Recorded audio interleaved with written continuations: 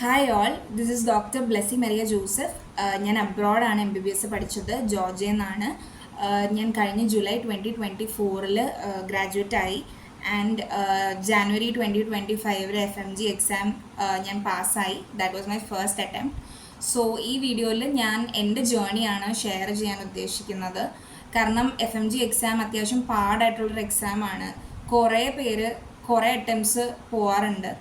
അപ്പോൾ I thought മലയാളത്തിൽ അധികം വീഡിയോസ് ഇല്ല FMG പ്രിപ്പറേഷനെ പറ്റി. അപ്പോൾ I thought this will be helpful. ജൂനിയേഴ്സിനാണെങ്കിലും കുറേ അറ്റംപ്റ്റ്സ് പോയവരാണെങ്കിലും ഏകദേശം ഒരു ഐഡിയ കിട്ടും. ഐ നോ ഇതൊരു വലിയ പ്രോസസ്സാണ്. ഞാൻ ജസ്റ്റ് എൻ്റെ ജേണി പറഞ്ഞതുകൊണ്ട് നിങ്ങൾക്ക് ഹെൽപ്ഫുൾ ആണെന്നില്ല, but still it counts a part. So അതുകൊണ്ട് ഇതിൽ ഞാൻ എൻ്റെ ജേണിയാണ് പറയാൻ ഉദ്ദേശിക്കുന്നത്. ലേറ്റർ ഓൺ നിങ്ങൾക്ക് എന്തെങ്കിലും പെർട്ടിക്കുലർ ടോപ്പിക്കിനെ പറ്റി അറിയണം എന്നുണ്ടെങ്കിൽ, ഫോർ എക്സാമ്പിൾ GT എങ്ങനെയാണ് ചെയ്യേണ്ടത്, എപ്പോൾ തൊട്ടാണ് എന്തോരം GT ചെയ്യണം, അല്ലെങ്കിൽ എത്ര MCQs ചെയ്യണം, അങ്ങനെ പെർട്ടിക്കുലർ ഓരോരോ കാര്യങ്ങൾ അറിയണം എന്നുണ്ടെങ്കിൽ കമൻറ്റ് ചെയ്താൽ മതി. ഞാൻ ഓരോ ടോപ്പിക്ക് സെപ്പറേറ്റ് ആയിട്ട് വീഡിയോ ഇടാം. സോ ഈ വീഡിയോയിൽ ഞാൻ ബേസിക്കലി പറയാൻ ഉദ്ദേശിക്കുന്നത് എൻ്റെ ജേണിയാണ്. ഓക്കെ, സോ എൻ്റെ FMG പ്രിപ്പറേഷൻ സ്റ്റാർട്ട് ചെയ്യുന്നത് എൻ്റെ 5th ഇയറിലാണ്. 5th ഇയർ എന്ന് പറയുമ്പോൾ ഞങ്ങളുടെ കോഴ്സ് എന്ന് പറയുന്നത് 6 ഇയർ കോഴ്സാണ്. ചില സ്ഥലത്ത് 5 ഇയർ കോഴ്സ് അങ്ങനെയൊക്കെയാണ്. സോ ഞാൻ പറയുകയാണെങ്കിൽ നിങ്ങൾ ഏത് ഇയറിലാണെങ്കിലും മാക്സിമം നേരത്തെ സ്റ്റാർട്ട് ചെയ്താൽ അത്രയും നല്ലതായിരിക്കും.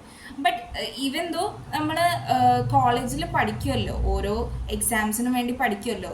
ഞാൻ അങ്ങനെ എല്ലാ യൂണിവേഴ്സിറ്റി എക്സാംസിനും പഠിക്കുന്ന ഒരാളായിരുന്നു. അപ്പം അതുകൊണ്ട് തന്നെ അത്യാവശ്യം ഈ ഒരു പ്രോസസ്സ് ഈസി ആയിരുന്നു എന്ന് വേണേൽ പറയാം. കാരണം ലാസ്റ്റ് മൊമെൻറ്റത്തേക്ക് നമ്മൾ പെട്ടെന്ന് എല്ലാം കൂടെ പഠിക്കുമ്പോൾ നമുക്ക് തന്നെ ഭയങ്കര ബുദ്ധിമുട്ടാണ്. അപ്പം ഞാൻ 5th ഇയർ തൊട്ടാണ് മെയിനായിട്ട് ഞാൻ ഈ FMG എക്സാം എന്താണ്, എങ്ങനെയാണ് അതിന് പ്രിപ്പയർ ചെയ്യേണ്ടത്. ഞാൻ ഒരു 100 കൂടുതൽ യൂട്യൂബ് ഇൻ്റർവ്യൂസ്, കുറേ പാസ്സായവരുടെ വീഡിയോസ് കുറേ ഞാൻ കണ്ടിട്ടുണ്ട്. അപ്പോൾ അങ്ങനെയൊക്കെ കാണുമ്പോൾ നമുക്കൊരു ഐഡിയ കിട്ടും എന്താണ് പഠിക്കേണ്ടത്, എങ്ങനെയാണ് പഠിക്കേണ്ടതെന്നൊക്കെ. സോ 5th ഇയറിലാണ് ഞാൻ സ്റ്റാർട്ട് ചെയ്തപ്പോൾ എനിക്ക് ആക്ച്വലി ഒരു ഐഡിയ ഇല്ലായിരുന്നു എന്ത് വെച്ച് പഠിക്കണം, ഏത് ആപ്പ് എടുക്കണം. ഭയങ്കര ഒരു കൺഫ്യൂഷനാണ് അത്. ആ ഒരു 3rd ഇയർ 4th ഇയർ ഒക്കെ കഴിയുമ്പോൾ എല്ലാവർക്കും ഉള്ളൊരു കൺഫ്യൂഷനാണ് ഏത് ആപ്പ് എടുക്കണം, മാരോ എടുക്കണോ, പ്രിപ്ലാഡർ എടുക്കണോ, മൊത്തത്തിൽ ഒരു കൺഫ്യൂഷനാണ്. ഞാനും അങ്ങനെ കൺഫ്യൂസ്ഡ് ആയിരുന്നു. ബട്ട് സ്റ്റിൽ നമുക്ക് കോളേജിൽ പഠിക്കണമല്ലോ, കോളേജ് യൂണിവേഴ്സിറ്റീസിലെ ഓരോ എക്സാംസും നമ്മൾ പഠിക്കണം. അപ്പം അതിന് വേണ്ടിയിട്ട് ഞാൻ ബേസിക്കലി 1st ഇയർ തന്നെ നമ്മൾ ഡോക്ടർ നജീബിൻ്റെ സബ്സ്ക്രിപ്ഷൻ എടുത്തിട്ടുണ്ടായിരുന്നു. ആൻഡ് പിന്നെ ഞാൻ ഓസ്മോസിസ് കൊടുത്തിട്ടുണ്ടായിരുന്നു. ഇത് രണ്ടുമായിരുന്നു സ്റ്റാർട്ടിങ്ങിൽ ഞാൻ യൂസ് ചെയ്തുകൊണ്ടിരുന്നത്. പിന്നെ നമ്മൾ കോളേജിനുള്ള പ്രിപ്പറേഷൻസ് അത് മാത്രമേ ഉണ്ടായുള്ളൂ. പിന്നെ 6th ഇയർ ആയപ്പോഴാണ്, അതായത് ഫൈനൽ ഇയർ ആയപ്പോഴാണ് ഞാൻ കൂടുതലും ഓക്കെ ഇനി FMG ഓറിയൻറ്റ് ചെയ്ത് അത് തന്നെ ഫോക്കസ് ചെയ്ത് നമ്മൾ പഠിക്കണം എന്നുള്ളൊരു ഇത് വന്നത്. അപ്പോൾ ഇങ്ങനെ കൺഫ്യൂഷൻ ആയിരുന്നു ഏത് ആപ്പ് എടുക്കും. അങ്ങനെ കൺഫ്യൂസ്ഡ് ആയിട്ടിരുന്ന സമയത്താണ് സെറിബെല്ലം എന്ന് പറഞ്ഞ ആപ്പ് കുറച്ച് നാളായിട്ടുള്ളൂ. സൈനബ് മാം, ഗോവിന്ദ് രായ്ഗർ, അങ്ങനെ ഫേമസ് കുറേ ടീച്ചേഴ്സ് ഉണ്ട്. ലൈക്ക് നമ്മളുടെ മെഡിക്കൽ ഫീൽഡിൽ എല്ലാവരുടെയും ഫേവറേറ്റ് ആയിട്ടുള്ള കുറേ ടീച്ചേഴ്സ് ഉണ്ട്. അപ്പോൾ ലൈക്ക് ആപ്പ് സ്റ്റാർട്ട് ചെയ്ത് കുറച്ചായിട്ടുള്ളൂ. അപ്പോൾ അങ്ങനെ ഇരുന്നപ്പോൾ സെറിബെല്ലം ഇങ്ങനെ കണ്ടു. അത്യാവശ്യം അഫോർഡബിൾ പ്രൈസ് ആയിരുന്നു, സ്റ്റാർട്ടിങ് ആയിട്ടുള്ളൊരു ആപ്പ് ആയതുകൊണ്ട്. അപ്പോൾ പിന്നെ ഞാൻ വിചാരിച്ചു എന്നാൽ പിന്നെ അത് ട്രൈ ചെയ്യാം. കാരണം 1 ഇയറിൽ മാരോ എടുത്തിട്ട് കാര്യമില്ല എന്ന് എല്ലാവരും പറയുമായിരുന്നു. കാരണം മാരോ അത്യാവശ്യം വാസ്റ്റാണ്, കുറേ വീഡിയോസ് ഉണ്ട്. അത് അറ്റ്ലീസ്റ്റ് 2 ഇയേഴ്സ് വേണം എന്നാണ് എല്ലാവരും പറയുന്നത്. അപ്പോൾ അതുകൊണ്ട് ഞാൻ മാരോ എടുക്കാൻ പോയില്ല. പിന്നെ സെറിബെല്ലം ഇങ്ങനെ കണ്ടപ്പോൾ ഞാൻ വിചാരിച്ചു ഒന്നാന്ന് ട്രൈ ചെയ്ത് നോക്കാമെന്ന് വിചാരിച്ചു സെറിബെല്ലം എടുത്തു. ആൻഡ് യൂണിവേഴ്സിറ്റി ഫൈനൽ ഇയർ അധികം സബ്ജക്ട്സ് ഉണ്ടായില്ല. അപ്പോൾ ആ സബ്ജക്ട്സിൻ്റെ കൂടെ സെയിം തന്നെ സെറിബെല്ലത്തിൽ നിന്ന് മെയിൻ വീഡിയോസ് കണ്ട് നോട്ട്സ് ഉണ്ടാക്കി പഠിക്കുന്നുണ്ടായിരുന്നു.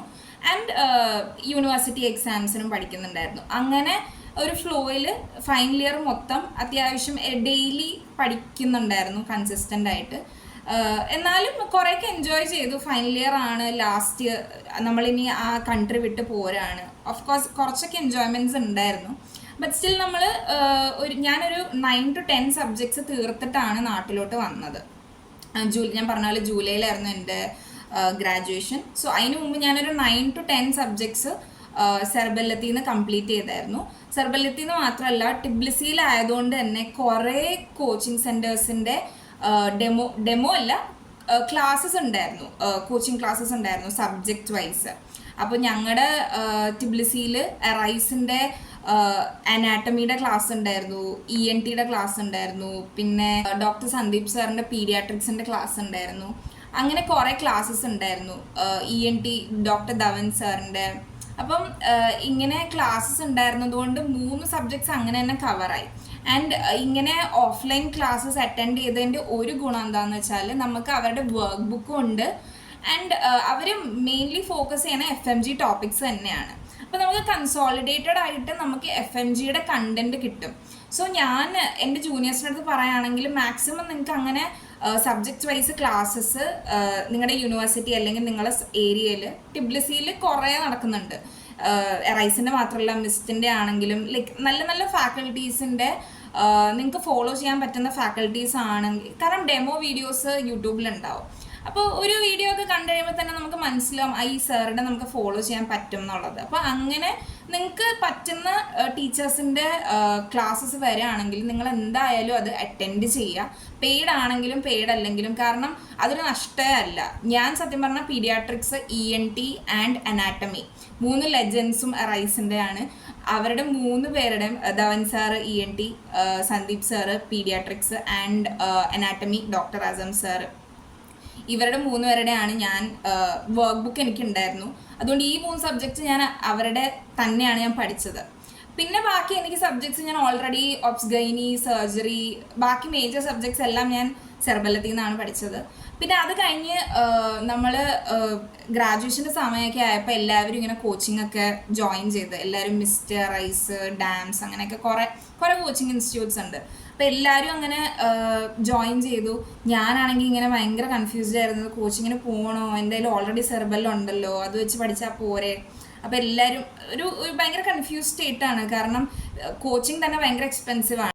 സോ അതുകൊണ്ട് എനിക്ക് കോച്ചിങ് വേണോ വേണ്ടോ എന്ന് ഭയങ്കര ഒരു കൺഫ്യൂഷൻ ആയിരുന്നു. കാരണം ഇത്രയും പൈസ മുടക്കിയിട്ട് പാസ്സാവൂലേ, പിന്നെ കുറേ പേര് പറയുന്നുണ്ടായത് കോച്ചിങ് പോയാലേ പാസ്സാവുള്ളൂ. അങ്ങനെ ഭയങ്കര ഡയലമയായിരുന്നു. പിന്നെ ഞാൻ തന്നെ എന്നെ സ്ട്രോങ് ആക്കി ഞാൻ പറഞ്ഞു കോച്ചിങ് വേണ്ട. ആ സമയത്താണ് സെർബല്ലത്തിൽ മിഷൻ 200+ എന്ന് പറഞ്ഞിട്ട് അവർ 2 years ആയിട്ട് നടത്തുന്ന, ഐ തിങ്ക് 1 year ആയിട്ട് നടത്തുന്ന ഒരു ലൈവ് ക്ലാസ്സസിൻ്റെ ഒരു പ്രോഗ്രാമായിരുന്നു. അപ്പം ഞാൻ അതിൻ്റെ കുറേ റിവ്യൂസൊക്കെ നോക്കിയപ്പോൾ അത്യാവശ്യം കുറേ പേരൊക്കെ പാസ്സായിട്ടുണ്ട് ആ ക്ലാസ്സസ് അറ്റൻഡ് ചെയ്തിട്ട്. ആൻഡ് എനിക്ക് ഓൾറെഡി സെർബല്ലം ഉണ്ടായിരുന്നതുകൊണ്ട് തന്നെ എനിക്ക് ജസ്റ്റ് എന്തോ 3 months എന്തോ എക്സ്റ്റെൻഡ് ചെയ്താൽ മതിയായിരുന്നു. അപ്പോൾ അതുകൊണ്ട് ഞാൻ വിചാരിച്ചു എന്നാൽ പിന്നെ ഇത് തന്നെ ചെയ്യാം. അവർ തന്നെ ഷെഡ്യൂളും തന്നിട്ടുണ്ട്. ഒരു 2 months എല്ലാ സബ്ജക്ട്സും FMGയുടെ മാത്രം കണ്ടൻസ് മാത്രമായിട്ട് അവർ പഠിപ്പിക്കും. എന്നിട്ട് പിന്നെ അത് കഴിഞ്ഞിട്ട് 2 റിവിഷൻസ് ലൈവ് ക്ലാസ്സസ് ആയിട്ട്. അങ്ങനെയായിരുന്നു ഈ സംഭവം. അപ്പം ഞാൻ വിചാരിച്ചു എന്നാൽ പിന്നെ അത് ചെയ്യാം. കാരണം എന്തിനാ വെറുതെ ഇത്രയും പൈസ കൊടുത്തിട്ട് കോച്ചിങ്ങിനൊക്കെ പോകുന്നത്, എന്നിട്ട് പാസ്സായില്ലെങ്കിൽ അതും ഭയങ്കര ഒരു ബുദ്ധിമുട്ട്, അങ്ങനെയൊക്കെ വിചാരിച്ച് ഞാൻ വിചാരിച്ചു എന്തായാലും കുറേ പഠിച്ചായിരുന്നല്ലോ, ഇനി ലാസ്റ്റ് ഒരു ഇതല്ലേ, ഇനി സോഴ്സ് മാറ്റണ്ട എന്നുള്ളൊരിതിൽ ഞാൻ വിചാരിച്ചു സെർബല്ലം തന്നെ ഫോളോ ചെയ്യാം. ആൻഡ് August 1 തുടങ്ങി ലൈവ് ക്ലാസ്സസ് സ്റ്റാർട്ട് ചെയ്തായിരുന്നു. ലൈവ് ക്ലാസ്സസ് സ്റ്റാർട്ട് ചെയ്തു, കുഴപ്പമൊന്നും ഉണ്ടായില്ല. ഈവനിങ്സ് ആണ് ഞങ്ങൾക്ക് സെർബല്ലത്തിൽ ലൈവ് ക്ലാസ്സസ് ഉണ്ടാവാറ്. ഇപ്പോൾ ഈവനിങ് ഒരു 5 തൊട്ട് ചില സബ്ജക്ട്സ് 10 മണിക്ക് തീരും, ചില സബ്ജക്ട്സ് 12-1 മണി വരെയൊക്കെ പോകും. അങ്ങനെയായിരുന്നു.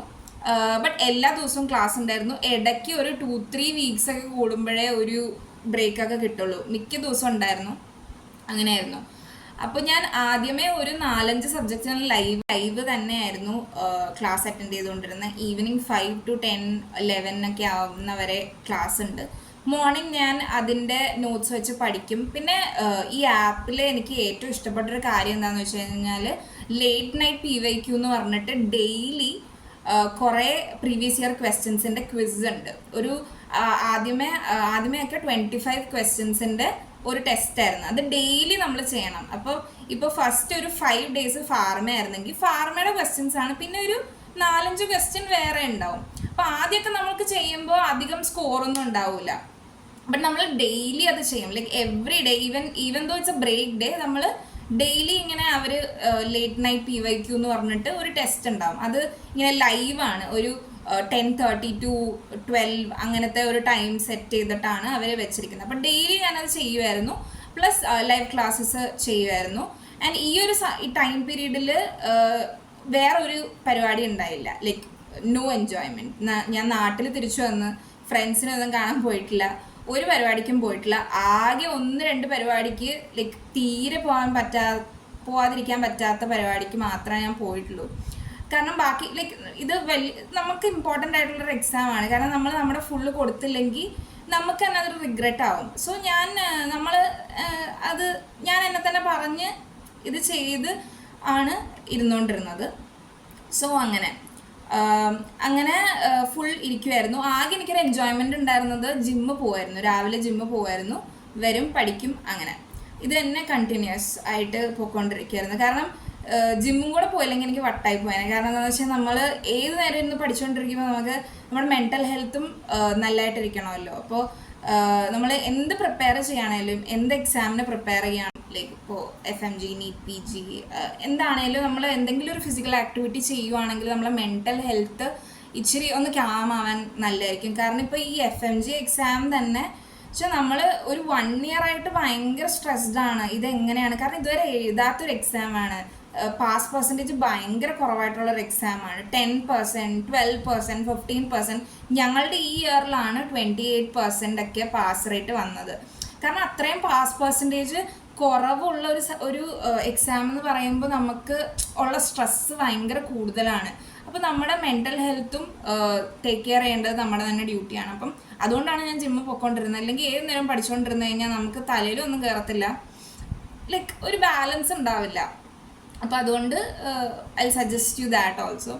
അപ്പോൾ അങ്ങനെയായിരുന്നു എൻ്റെ റൂട്ടീൻ പോയിക്കൊണ്ടിരുന്നത്. പക്ഷേ ഇടയ്ക്കൊരു പനിയൊക്കെ വന്ന് എനിക്ക് ആ ഷെഡ്യൂള് കട്ടായിപ്പോയി. സോ എനിക്ക് ലൈവ് അറ്റൻഡ് ചെയ്യാൻ പറ്റാണ്ടായിപ്പോയി. അപ്പോൾ അത് കഴിഞ്ഞിട്ട് ഞാൻ പിന്നെ റെക്കോർഡഡ് ആണ്. ഈ ലൈവ് പോകുന്ന ക്ലാസ്സസ് എല്ലാം അവർ നെക്സ്റ്റ് ഡേ തന്നെ റെക്കോർഡഡ് അപ്ലോഡ് ചെയ്യുമായിരുന്നു. അപ്പോൾ ഞാൻ റെക്കോർഡഡ് കാണാൻ തുടങ്ങി. പിന്നെ ഫുൾ റെക്കോർഡഡ് ആയിരുന്നു. പിന്നെ റെക്കോർഡഡ് കാണുമ്പോൾ എന്താ ഒരു ഗുണം എന്ന് വെച്ച് കഴിഞ്ഞാൽ നമ്മൾ നോർമൽ സ്പീഡിൻ്റെ ഒരു 2x സ്പീഡിലൊക്കെ ഇട്ട് കണ്ടു കഴിഞ്ഞാൽ ഇപ്പോൾ ഒരു 7 hours ലോങ് ലെക്ചർ ആണെങ്കിൽ നമുക്കതൊരു 5 hours നമുക്ക് വിത്ത് റൈറ്റിംഗ് നോട്ട്സ് നമുക്ക് തീർക്കാൻ പറ്റും. കാരണം ലൈവിൽ എന്താ പ്രശ്നം എന്ന് വെച്ച് കഴിഞ്ഞാൽ കുട്ടികൾ കുറേ ഡൗട്ട് ചോദിക്കും. ചില ഡൗട്ട്സൊക്കെ നമുക്ക് എന്തിനാ ഇതൊക്കെ ചോദിക്കുന്നതെന്ന് തോന്നും. ചില ഡൗട്ട്സ് ഭയങ്കര ജെനുവിൻ ഡൗട്ട്സ് ഉണ്ടാവും. ബട്ട് ടീച്ചേഴ്സ് അത്യാവശ്യം എല്ലാം തന്നെ എക്സ്പ്ലെയിൻ ചെയ്യും. അപ്പം നമുക്ക് ചില ഡൗട്ട്സൊക്കെ കേൾക്കുമ്പോൾ നമ്മൾ വിചാരിക്കും എന്തിനാ ഇത്ര സമയം പോണേ, നമുക്ക് ബോറടിക്കും. അപ്പോൾ അങ്ങനെയൊക്കെ ഉള്ള ആൾക്കാർക്ക് ബെറ്റർ റെക്കോർഡഡ് കാണുന്നതാണ്. ഞാൻ അതുകൊണ്ട് ലാസ്റ്റൊക്കെ ആയപ്പോൾ ഫുൾ റെക്കോർഡഡ് ആയിരുന്നു കണ്ടുകൊണ്ട്. പിന്നെ ഈ 2x സ്പീഡ് ഭയങ്കര യൂസ് ടു ആയിപ്പോയി. എനിക്ക് 2xലിട്ട് കേട്ടാലേ ഫോക്കസ് വരുള്ളായിരുന്നു, അങ്ങനെ ആയിപ്പോയായിരുന്നു. നോർമൽ ലൈവ് ഇരിക്കുമ്പോൾ ഇങ്ങനെ ഫോക്കസ് കിട്ടൂല, ഇങ്ങനെ വെറുതെ കേട്ടിരിക്കുന്ന പോലെ ആയിപ്പോൾ അത്ര യൂസ് ടു ആയിപ്പോയിട്ട്. അപ്പോൾ ലൈക്ക് 2 ഓപ്ഷനും ഉണ്ട്. ഏതർ ഇപ്പോൾ നിങ്ങൾക്ക് എന്താ പറയുക അത്രയും തന്നെ ഇരിക്കില്ല എന്നുള്ള ഒരാളാണെങ്കിൽ ബെറ്റർ ലൈവ് ക്ലാസ്സസിൽ ഇരിക്കുക. അപ്പോൾ സാർമാർ എന്തെങ്കിലും ഒക്കെ ക്വസ്റ്റ്യൻ ചോദിക്കും, നിങ്ങൾക്ക് ചാറ്റ് ചെയ്യാം, അപ്പോൾ നിങ്ങളുടെ പേര് വിളിക്കുക. അപ്പോൾ നമുക്കൊരു ഹായ് സാറിൻ്റെ പേര് വിളിച്ചല്ലോ എന്നൊക്കെ ഉള്ളൊരു മോട്ടിവേഷൻ ആകും. ഏതർ അങ്ങനെ ചെയ്യാം. അല്ലെങ്കിൽ റെക്കോർഡഡ് ഇരുന്ന് കാണുവാണെങ്കിൽ ടൈം സേവ് ചെയ്യാൻ പറ്റും. അധികം 2xലൊക്കെ ഇട്ട് കേൾക്കുവാണെങ്കിൽ പെട്ടെന്ന് നമുക്ക് തീർക്കാൻ പറ്റും. അങ്ങനെ ചെയ്യാം. അപ്പോൾ ഞാൻ അങ്ങനെയാണ് ഒരു 5-6 സബ്ജക്റ്റ് കഴിഞ്ഞപ്പോൾ തൊട്ട് ഞാൻ റെക്കോർഡഡിലോട്ട് സ്വിച്ചായി. പിന്നെ ഇടയ്ക്ക് GTs ഉണ്ടായിരുന്നു. പക്ഷെ ഞാൻ GT ആക്ച്വലി ജോർജിയയിൽ വെച്ച് തന്നെ ചെയ്യാൻ തുടങ്ങുന്നുണ്ടായിരുന്നു. കാരണം എല്ലാവരും ഞാൻ കോമൺ ആയിട്ട് ലൈക്ക് ഇങ്ങനെ യൂട്യൂബിൽ കുറേ വീഡിയോസ് ഉണ്ടല്ലോ, പാസ്സായ സീനിയേഴ്സിൻ്റെയും ഒക്കെ വീഡിയോസ് ഉണ്ടല്ലോ. അപ്പോൾ എല്ലാവരും പറയുന്നൊരു കാര്യമാണ് സ്റ്റാർട്ടിങ് തൊട്ടേ GT കൊടുക്കണം എന്നുള്ളത്. അപ്പോൾ ഞാനും വിചാരിച്ചു തന്നാൽ പിന്നെ GT ചുമ്മാ ട്രൈ ചെയ്യാം. എന്തായാലും സെർബെല്ലത്തിലും എല്ലാ ആപ്സിലും ഫ്രീ GTs ഒക്കെ ഉണ്ട്. അപ്പോൾ ഞാനെന്തോ 4 സബ്ജക്റ്റ് എന്തോ കഴിഞ്ഞിട്ട് GT ചെയ്യാൻ സ്റ്റാർട്ട് ചെയ്തായിരുന്നു. അപ്പോൾ എനിക്ക് ഫസ്റ്റ് കിട്ടിയത് 125 അങ്ങനെ എന്തോ ഒരു സ്കോറായിരുന്നു എനിക്ക് കിട്ടിയത്. അപ്പോൾ എന്തായാലും നമ്മൾ ഫുൾ സബ്ജക്ട്സ് കവർ ചെയ്തിട്ടില്ല. അപ്പോൾ എന്തായാലും നല്ല സ്കോറൊന്നും കിട്ടാൻ പോകുന്നില്ല. പിന്നെ പകുതിയും ഗെസ് ആയിരിക്കും. അപ്പോൾ നമ്മൾ ശരിക്കും പറഞ്ഞാൽ GTയുടെ സ്കോർ വെച്ചിട്ട് നമുക്കങ്ങനെ നമ്മുടെ പ്രിപ്പറേഷനെ അളക്കാൻ പറ്റില്ല. ബട്ട് സ്റ്റിൽ നമ്മൾ GT ചെയ്യണം. അപ്പം ഞാൻ അങ്ങനെ അപ്പം തൊട്ട് സ്റ്റാർട്ട് ചെയ്തായിരുന്നു. പക്ഷേ ഒരു മന്ത്ലി വൺസ് അങ്ങനെയൊക്കെ ഞാൻ ചെയ്യുള്ളായിരുന്നു. പിന്നെ നാട്ടിൽ വന്നതിന് ശേഷമാണ് കൂടുതൽ നമ്പർ ഓഫ് GTs ഞാൻ ചെയ്യാൻ തുടങ്ങിയത്. പിന്നെ നാട്ടിൽ നിന്ന് വന്നപ്പോൾ ജി ടിയുടെ നമ്പർ കൂടി. ഞാൻ ഒരു ഒക്ടോബർ ഒക്കെ ആയപ്പോൾ തൊട്ട് ഞാൻ എവ്രി സൺഡേ, കാരണം നമുക്ക് സൺഡേസിലാണ് എക്സാം വരിക. സൺഡേ 9 to 11:30 നമ്മുടെ എക്സാം ടൈമിംഗ് ആണ് ഞാൻ പറയുന്നത്, 9 to 11:30. ആൻഡ് ഉച്ചക്കലത്തെ സെക്കൻഡ് പാർട്ട് എന്ന് പറയുന്നത് 2 to 4:30. 2.5 hours-ന്റെ 2 പാർട്ടാണ്, 5 hours ടോട്ടൽ. സോ ഞാൻ ഈ ഒരു ടൈം പീരീഡിൽ തന്നെ എക്സാം ചെയ്യാനായിട്ട് ട്രൈ ചെയ്തു. ഇനീഷ്യലി ഈവൻ ദോ മൊത്തം സബ്ജക്ട്സും തീർത്തിട്ടും ആദ്യത്തെ നാട്ടിൽ വന്നു കഴിഞ്ഞിട്ടുള്ള കാര്യമായിട്ടോ ഞാൻ പറയുന്നത്, നാട്ടിൽ വന്നു കഴിഞ്ഞിട്ട് ഒരു 5-6 GT എനിക്ക് 150 കടക്കുന്നേ ഉണ്ടായില്ല.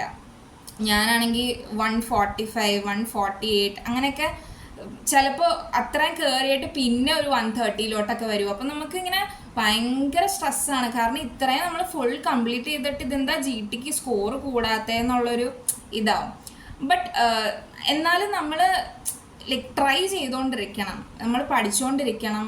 ആൻഡ് ഞാൻ പറഞ്ഞ പോലെ ലേറ്റ് നൈറ്റ് PYQ ഉണ്ടായിരുന്നല്ലോ ടെസ്റ്റ്, അതൊക്കെ ഡെയിലി ചെയ്ത്, അതൊക്കെ ഞാൻ ഡെയിലി ചെയ്യായിരുന്നു. പിന്നെ എനിക്ക് FMG സൊല്യൂഷൻ എന്ന് പറഞ്ഞിട്ടുള്ള ബുക്ക് ഉണ്ടായിരുന്നു. അത് പക്ഷേ എനിക്ക് 7th എഡിഷൻ ആയിരുന്നു ഉണ്ടായിരുന്നത്, പഴയത്. പുതിയത് ഞാൻ, കാരണം അത് തന്നെ ഞാൻ തീർത്തിട്ടില്ല, അതുകൊണ്ട് ഞാൻ പുതിയത് വാങ്ങിച്ചില്ല. അപ്പോൾ ഞാൻ ഓരോ സബ്ജക്റ്റ് തീരുമ്പോഴും അതിൻ്റെ സെയിം FMG സൊല്യൂഷൻ എടുത്തിട്ട് അതിൽ നിന്ന് ക്വസ്റ്റ്യൻ ചെയ്യുമായിരുന്നു. അപ്പോൾ ഞാൻ ഡെയിലി ഒരു 50 ക്വസ്റ്റ്യൻ വെച്ച് സ്റ്റാർട്ടിങ്ങിൽ ചെയ്ത് തുടങ്ങുന്നത്. 50 ക്വസ്റ്റ്യൻസ് തന്നെ ചെയ്യും. പിന്നെ ഒരു 20-25 questions late night PYQ marathon ഉണ്ട്, അത് ചെയ്യും. അപ്പോൾ ഡെയിലി ഒരു 75 ക്വസ്റ്റ്യൻ ആയി.